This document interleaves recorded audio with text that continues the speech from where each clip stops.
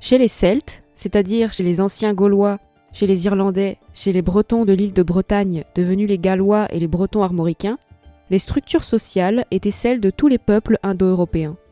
Donc les tendances étaient patriarcales et le premier rang se trouvait dévolu à l'homme. Cependant, à l'analyse des textes juridiques, des témoignages historiques, littéraires et mythologiques, on est surpris de constater combien la condition féminine était avantageuse chez les Celtes par rapport à certaines autres sociétés, principalement les méditerranéennes. Chez l'envahisseur romain, la femme n'avait aucun droit. Elle était la propriété de son mari, il pouvait sévir de toutes les manières possibles et avait le droit de vie ou de mort sur elle, et elle ne pouvait rien posséder ni hériter. Au contraire, les Celtes lui ont reconnu des droits que la femme des époques puritaines des 19e et 20e siècles en Europe occidentale était loin de posséder. Sans trop rentrer dans les détails, les femmes celtes jouissaient d'une place très importante. On peut considérer qu'elles avaient les mêmes droits matrimoniaux qu'aujourd'hui et pouvaient très bien être reines, chefs de clan ou à la tête d'armée, ce qui n'était pas rare. Elles étaient indépendantes et avaient le droit de propriété. Tantôt mère nourricière, tantôt guerrière sauvage, la femme celte pouvait également accéder au rang de druidesse. Chez ces derniers, les druides étaient les savants, médecins, astronomes, sages, prêtres ou encore philosophes. Ils faisaient figure d'autorité au sein de la population. Ils étaient les gardiens de la mémoire et du savoir. La figure de la druidesse est sujette à de nombreux fantasmes et a nourri l'imaginaire populaire depuis de nombreuses années, comme en témoignent la fée Morgane et la fée Viviane des légendes arthuriennes, allégorie de la femme libre, magicienne et puissante. On peut donc dire que chez les Celtes, la femme est respectée et admirée.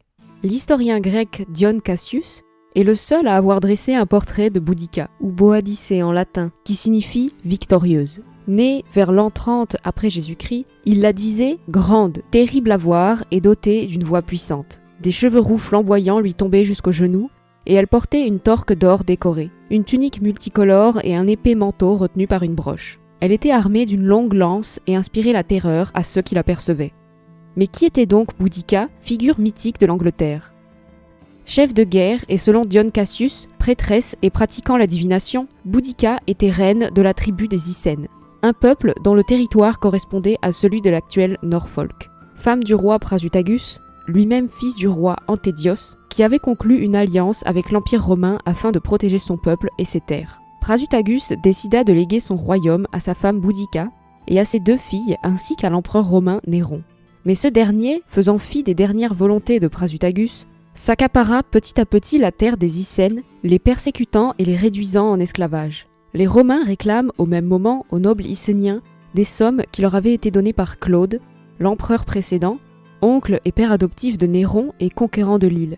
Sénèque, le philosophe conseiller de Néron, qui avait prêté 40 millions de sesterces aux Bretons, exige le paiement immédiat de ses créances. Comme si cela n'était pas suffisant, les Romains établissent un impôt, en plus du tribut que les différents clans celtes devaient déjà payer, afin de construire un temple à l'effigie de Claude dans la colonie Camulodunum, et leur interdisent enfin de posséder des armes. Ayant probablement protesté, Boudica fut, selon Tacite, publiquement battue par des verges, qui sont une sorte de fouet, tandis que ses 2 filles âgées d'une dizaine d'années étaient violées. Plutôt que de s'avouer vaincue, la fière celte n'eut plus en tête que de venger les humiliations et les atrocités infligées à sa famille et à son peuple. Elle décida alors de prendre les armes contre les Romains. Elle partit recruter des hommes à travers les nations, selon Tacite encore une fois, debout sur un char tiré par 2 chevaux. Elle se rendit également chez les Trinovates, peuple de l'actuel Suffolk, l'un des plus puissants avant la conquête romaine. Après tant d'efforts, elle parvint finalement à rassembler 120 000 hommes à qui, je vous le rappelle, il était interdit de porter les armes. Boudica se retrouve dans une situation très favorable, les troupes romaines étant en expédition à l'île de Mona, ce qui est aujourd'hui le nord du pays de Galles, dernier refuge des druides, afin de les exterminer et de détruire leurs sanctuaires religieux. Les Romains ont fait preuve d'une violence extrême à travers toute l'Europe, en exterminant et en réduisant en esclavage les peuples autochtones tout au long de l'Empire. Profitant donc de cette opportunité, Boudica devint la meneuse de l'une des dernières révoltes celtes contre l'Empire romain, révolte qui eut lieu en l'an 61 après Jésus-Christ. Aux côtés de ses filles et de ses quelques 120 000 soldats, Boudica se lance en direction de la colonie Camulodunum, récente conquête des Romains. La ville ne possède pas encore de protection militaire solide et ne compte que 200 hommes pour la défendre. Les Celtes anéantissent la ville rapidement. Les seuls parvenant à survivre 2 jours sont ceux qui s'étaient réfugiés dans le fameux temple de Claude, qui finit lui aussi en cendres. Petilius Cerialis, à la tête d'une légion romaine, ce qui correspond environ à 7000 hommes, tente d'arrêter l'armée de Boudica. Mais ses troupes sont prises dans une embuscade et échouent misérablement. Suite à cette écrasante victoire et ne s'arrêtant pas en si bon chemin, l'armée marche sur Londonium, la toute jeune ancêtre de Londres, construite en 43. N'ayant pas pris le temps de fortifier la ville, comme à Camulodunum, les Romains abandonnent alors Londonium à son sort et décident de l'évacuer. Malheureusement pour eux, ils n'ont pas le temps d'évacuer tous les habitants. La ville est encore une fois incendiée, les habitants massacrés, et Boudica remporte ici sa deuxième victoire. Elle réduit également en cendres une troisième ville, Verulamium, une ancienne capitale bretonne et la troisième plus grande ville brito-romaine. À ce stade-là, on peut compter entre 70 000 et 80 000 pertes humaines chez les Romains. Au gré de ces victoires, d'autres tribus se joignent à Boudica. Mais le gouverneur Suetonius décide de reprendre Londonium. Il parvient à rassembler 15 000 hommes, malgré l'absence de réponse d'une légion, et marche à son tour sur l'armée de Boudica. On ne sait malheureusement pas exactement où la bataille a eu lieu, mais ce n'est pas le plus important. Les enjeux sont énormes, car si l'armée celte gagne cette bataille, l'île retrouvera sa liberté. Ils ne sont en tout pas moins de 230 000 à venir affronter les Romains. Mais c'est grâce à leurs armes, leur organisation et leur discipline que les Romains parviennent à remporter cette bataille, infligeant de très lourdes pertes à l'armée de Boudica. Il est dit qu'avant la bataille, elle prononça un discours dressé sur son char, clamant qu'elle ne venait pas, fière de ses nobles aïeux, réclamer son royaume et ses richesses. Elle venait, comme une simple femme, venger sa liberté ravie, son corps déchiré de verges, l'honneur de ses filles indignement flétri, et concluait que, femme, c'était là sa résolution. Les hommes pouvaient choisir la vie et l'esclavage.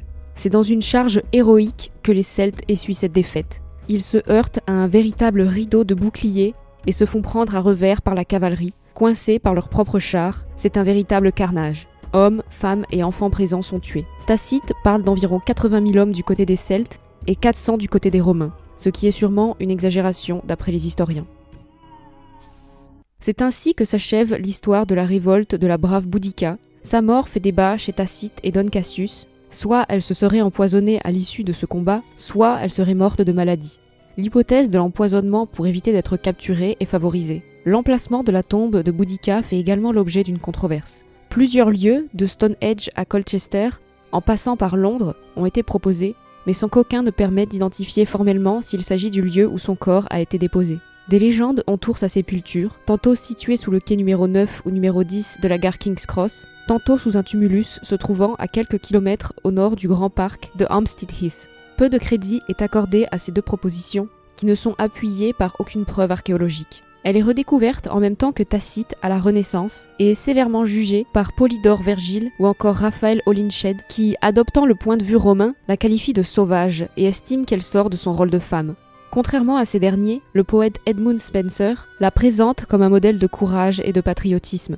Un poème très populaire lui est également consacré par William Cowper. Elle inspire bien des auteurs à travers de multiples œuvres fantasy, allant des livres aux jeux vidéo en passant par les films, et même en médecine, car Boadicée est également un algorithme informatique permettant de prédire le risque de développer un cancer du sein ou de l'ovaire.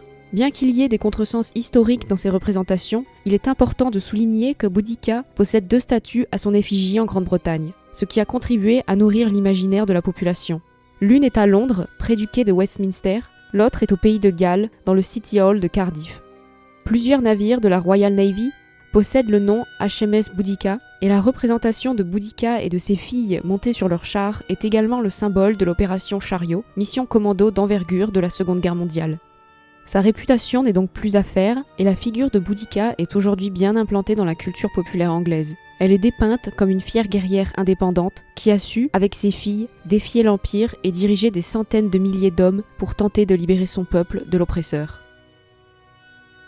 J'espère que cette vidéo vous aura intéressé. C'est le premier épisode de ma série dédiée aux femmes. N'hésitez pas à commenter et à donner vos avis et critiques. Merci d'avoir regardé. Un grand merci à tous ceux qui, grâce à leurs dons, me permettent de continuer à faire ces vidéos. À bientôt. Ou Boadicée en latin. Ou Boadicée en latin.